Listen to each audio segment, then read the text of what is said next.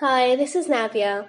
Today I'm back with another book called Gypsy Tales by Eric and Nancy Protter, illustrated by Caroline Cather. Published by the Lion Press, New York. For our parents. Story number 1. The Watchmaker's Apprentice. In Romania, many years ago, there lived a very poor young boy. Although he was clever, he had never had the opportunity to go to school. One day he decided to go to Bucharest, the capital of his country, to learn a trade. He had never been in a large city before, so he wandered through the streets looking at the different shops until he arrived at that of a watchmaker. In great fascination, he leaned his elbows against the window frame and watched the apprentices at their work. After some time had passed, the owner of the shop, who had observed the lad, came out and spoke to him. "Why do you stand there like that, my boy?" he asked. "Because I would like to become a watchmaker," replied the lad. "I enjoy watching your apprentices." "Well," replied the master, "I like your attitude. I'll hire you for 3 years. For the first year, however, you'll have to chop wood, tend the fires, and do a variety of chores.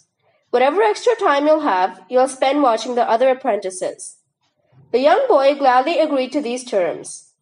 Each day he conscientiously performed a great many chores, and whenever he had any spare time, he watched the master watchmaker and his apprentices. It so happened that the watchmaker had one of the emperor's clocks in his shop. It was a most unusual timepiece, not just because it played 24 different tunes, but because it possessed the magical quality of making the emperor younger whenever he listened to all 24 of the songs.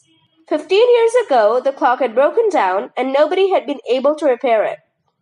Now the emperor was aging and was so afraid that the clock would never be repaired that he had offered half of his kingdom to anyone who could make the precious instrument play its tunes and keep accurate time. The watchmaker and his apprentices had put months, even years of effort into the clock, but to no avail. They were unable to make the instrument play its songs and keep correct time simultaneously. The most famous clockmakers of Vienna, Prague, and Paris had been to the shop and had examined the clock, but their efforts also had ended in failure. On Easter Sunday, the watchmaker and his apprentices joined the townspeople at the church services.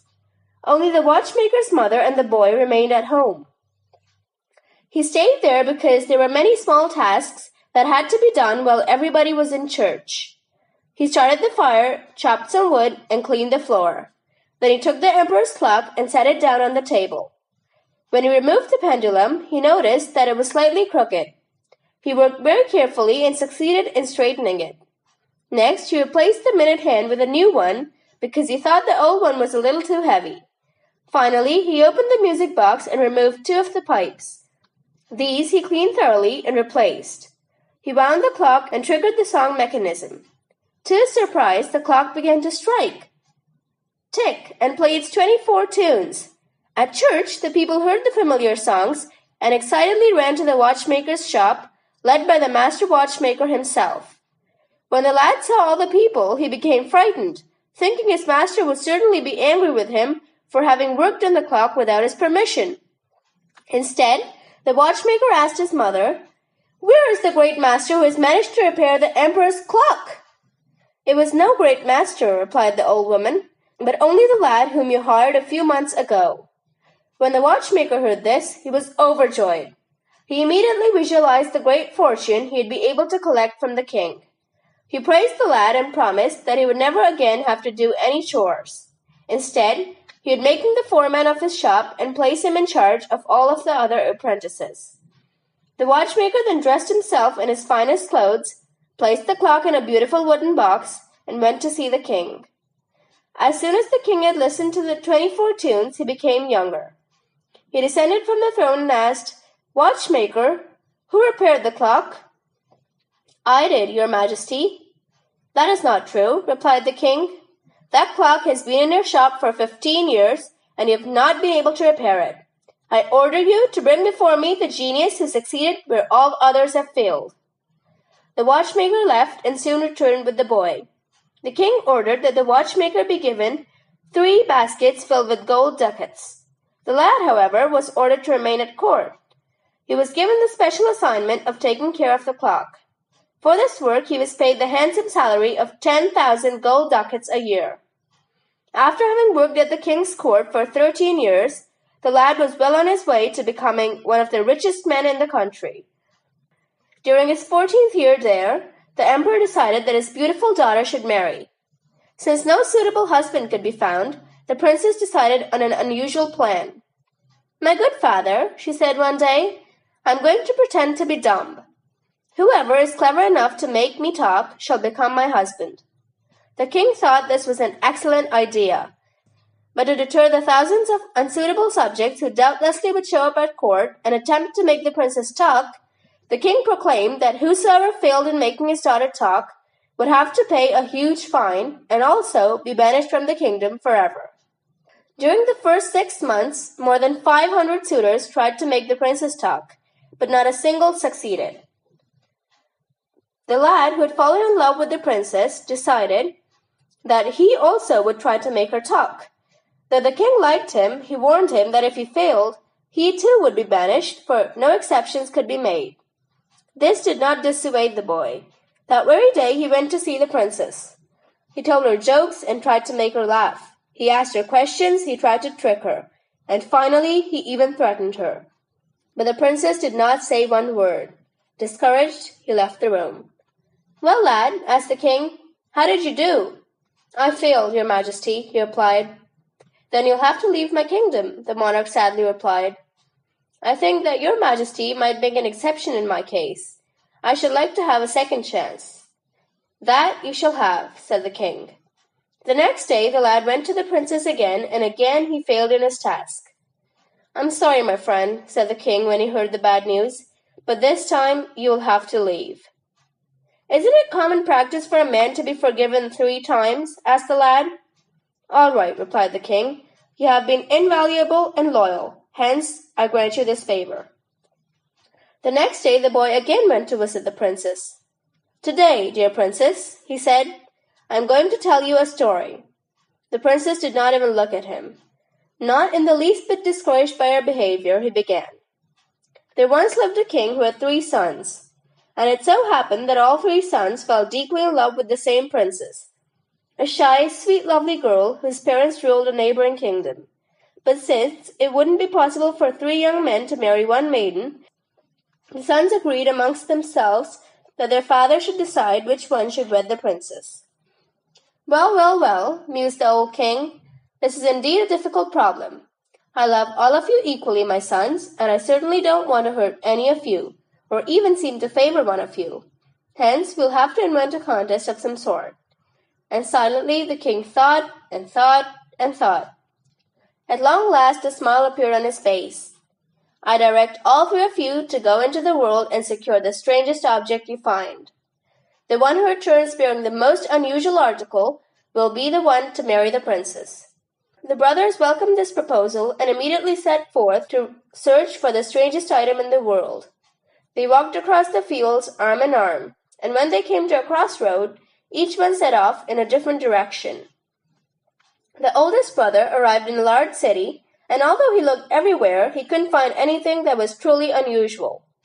There were beautiful mirrors, magnificent jewels, rare clocks, music boxes, lovely costumes. But he didn't see a thing that could not be found elsewhere. He was about to continue his search in some other town when he noticed a merchant who was selling old and very shabby coats. The merchant beckoned, and the prince walked over to him. "What do you think of this coat?" asked the merchant, pointing to one that was particularly ugly and moth-eaten. "It is worthless and perhaps the ugliest coat I've ever seen," replied the merchant. "Well," the merchant snickered, "you couldn't be more incorrect. This is a magic coat. If you put it on and tell it where you wish to go, it'll whisk you there before 1 second has elapsed." "You're nothing but a storyteller," laughed the prince. "I tell you only the truth. Try it out. Where would you like to be? In Bucharest, in London, or perhaps Paris?" "Listen," replied the prince. "If you could just fly to the mirror shop I first visited when I came to this town, that would be proof enough." The prince put on the coat and wished to be at the door of the shop. He was there immediately. Happily, the prince paid the merchant the 10,000 ducats he had demanded, for he was sure that neither of his brothers could possibly find so unusual an object. In the meantime, the second brother had come to a small village. There he saw a man selling mirrors. "Tell me, merchant," the prince asked, "do you know any place where I might find something that is truly different? Something that I could not possibly find anywhere else?" "I think I have just the thing for you," replied the merchant in a croaking voice.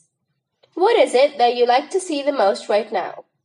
"My youngest brother," answered the prince. "Then look into this mirror," said the merchant, while pointing to a small, ordinary piece of glass with a broad crack running through it, "and tell me what you see." The prince did as he was told, and to his astonishment, he saw his youngest brother walking along a country road. "This is a most remarkable mirror," he said. "I must own it." And the prince paid the merchant the 10,000 ducats demanded for the mirror. He carefully placed it in his side pocket and started for home, convinced that neither of his brothers could have found a more unusual object. The third brother never did reach a town or even a village. As he slowly ambled down a country road, he met an old man selling peaches. The prince was hungry and thirsty, but the peaches were unappetizing because they were dry, shriveled up, and wormy. "My good man," said the prince, "I'm terribly hungry. Isn't there a single fresh and juicy peach in that entire basket?" The man shoveled through the peaches and finally picked one from the bottom of the pile. "How much do you want for that peach?" asked the prince. 10,000 ducats, wheezed the old man. "This is no time for jokes," he replied angrily. "I agree," said the merchant, "but isn't it obvious to you that this is no ordinary peach?" "What do you mean?" asked the prince. "It looks very plain to me.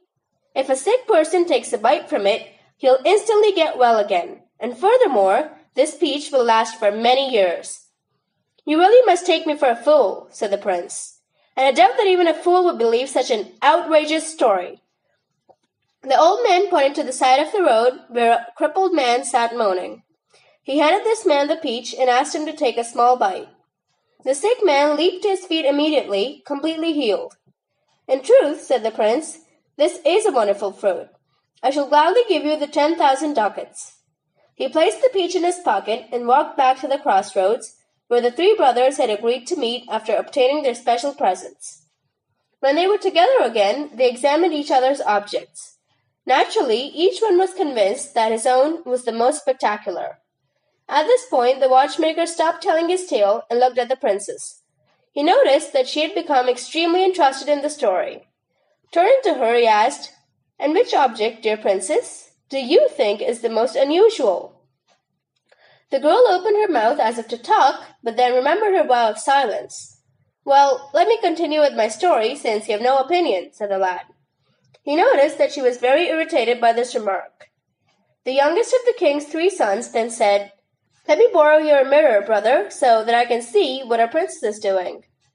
No sooner had he done so than his face turned white and his body shook with fear. "Brothers," he exclaimed, "I'm afraid we're too late. Our princess is terribly ill." The brother who had purchased the magic coat asked the others to come under it. In less than a second, the three were at the princess's bedside. The youngest brother then placed a tiny piece of the peach in her mouth. She arose immediately, her illness completely cured. The princess went to see the king and explained what had happened. "I believe I should be the one to marry the princess," said the youngest, "because my peach saved her life." But the oldest son said, "That is quite true, but your peach would have been valueless if my coat hadn't brought us to her bedside in time. Therefore, I really think that my object is the most important and unusual one, and that I should be entitled to her hand in marriage." "And what good would your coat and your peach have been," asked the middle brother, "if we had not discovered through the use of my mirror that the princess was deathly ill? Clearly, my object is the most unusual, and I should be allowed to marry the princess." The king listened and then said, "Indeed, this is a very difficult problem, but I believe the mirror is the most unusual object. Hence, my middle son deserves to marry the princess." The watchmaker then stopped his story and looked intently at the princess. "And what do you think?" he asked her. "I think it's grossly unfair," she blurted out, no longer able to remain silent. "Clearly, all three objects are equally unusual. Therefore, the princess should be consulted." "You're quite right," said the watchmaker with a great smile on his face, for at last he had succeeded in making the princess break her silence. That is exactly what did happen. The young princess was brought before the king. She said she thought the greatest merit belonged to the youngest son, who had cured her with the peach. And when the king asked her to explain why that should be so, she replied that it was for the simple reason that she had always loved him. "And that is the way it should be," said the princess. "In truth, I don't know why I've been so stubborn as not to admit that I have loved you for some time." When the lad heard this, he was very happy, not only because he had made the princess talk and thus saved himself from banishment, but mainly because the princess truly loved him. When the king heard the news, he too was pleased, for he had always liked the clever lad and always had thought of him as one who could rule justly over his people. End of story 1.